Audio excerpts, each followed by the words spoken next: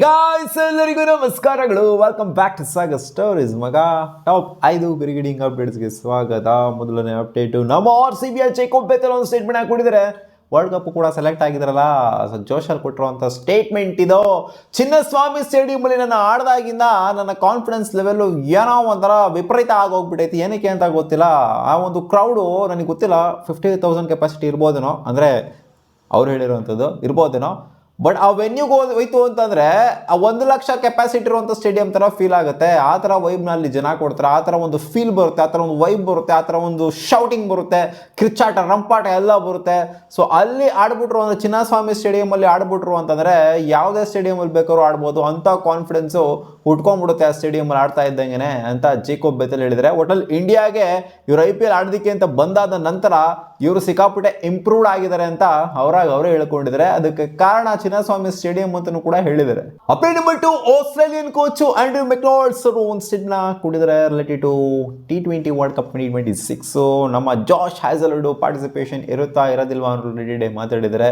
ಅವರು ಬೌಲಿಂಗ್ ಮಾಡೋದಕ್ಕೆ ರಿಟರ್ನ್ ಆಗಿದ್ದಾರಂತೆ. Josh is returning to bowl ಅಂತ ಹೇಳಿದರೆ. He looks as though he could be right in terms of possible time frames ಅಂತ ಹೇಳಿದ್ದಾರೆ. ಸೊ ಅದರಿಂದ ಇವರು ಬೌಲಿಂಗ್ಗೆ ಮಾಡೋದಕ್ಕೆ ಒಂದು ಸ್ವಲ್ಪ ಬಂದಿರೋದ್ರಿಂದ ಪಾಸಿಟಿವಿಟಿ ಅಂತೂ ಖಂಡಿತ ಕ್ರಿಯೇಟ್ ಆಗಿದೆ. ಸ್ಕ್ವಾಡಿಗಂತೂ ಖಂಡಿತ ಸೆಲೆಕ್ಟ್ ಆಗ್ತಿರೋ ಒಂದು ಹೋಪ್ ಉಟ್ಕೊಂಡಿದೆ.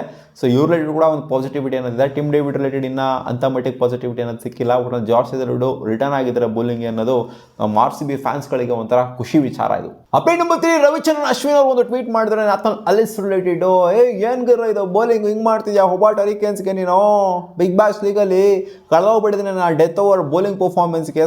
ಸೈಕ್ ಬೌಲರ್ ನೀನು. ಒಂದು ಮ್ಯಾಚ್ 4 ವಿಕೆಟ್ ಎತ್ತಿದ್ದಾರೆ, ಒಂದು ಮ್ಯಾಚ್ 2 ವಿಕೆಟ್ ಎತ್ತಾರೆ, 15 ಓಡಿಸ್ಕೊಂತಾರೆ.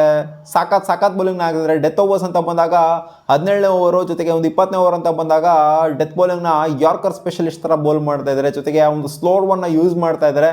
ಸೊ ಎಲ್ಲ ನೋಡ್ತು ಅಂದರೆ ಖಂಡಿತ CSKಗೆ ಈ ವರ್ಷ ಡೆತ್ ಬೌಲಿಂಗ್ನ ಒಂದು ತೊಂದರೆಗಿಂದರೆ ಎಲ್ಲ ಏನು ಇರೋದಿಲ್ಲ ಅಂತ ಕಾಣಿಸುತ್ತೆ. ಅದನ್ನು ನೀಗಿಸ್ತಾರೆ ಅಂತ ಅನ್ನಿಸ್ತಾ ಇದೆ ಅಂತ. ಅಂದರೆ ಮೆನಿನ್ ಎಲ್ಲೋ ಅವರು ಸಿಕ್ಕಾಪಟ್ಟೆ ಖುಷಿಯಾಗಿರ್ತಾರೆ ನಾಥನ್ ಅಲಿಸ್ ಅವರ ಈ ಒಂದು ಪರ್ಫಾರ್ಮೆನ್ಸ್ ನೋಡಿ ಅಂತ ಹೇಳಿದರೆ. ನೋಡೋಣ, ಅಲ್ಲಿನ ಬಾಲ್ ಗೇಮೇ ಬೇಡ, ಬಟ್ ಇಲ್ಲಿ IPLನ ಬಾಲ್ ಗೇಮೇನೇ ಬೇರೆ. ಕಾದ್ ನೋಡಬೇಕಾಗತ್ತೆ ನಾಥನ್ ಅಲಿಸ್ ಏನು ಮಾಡ್ತಾರೆ CSKಗೆ ಅಂತ. ಅಪ್ಡೇಟ್ ನಂಬರ್ 4, DDCA ಪ್ರೆಸಿಡೆಂಟ್ ಆಗಿರುವಂಥ ರೋಹನ್ ಶೇಟ್ಲಿ ಅವರು ಒಂದು ಸ್ಟೇಟ್ಮೆಂಟ್ ಹಾಕಿ ಕೊಟ್ಟಿದ್ದಾರೆ.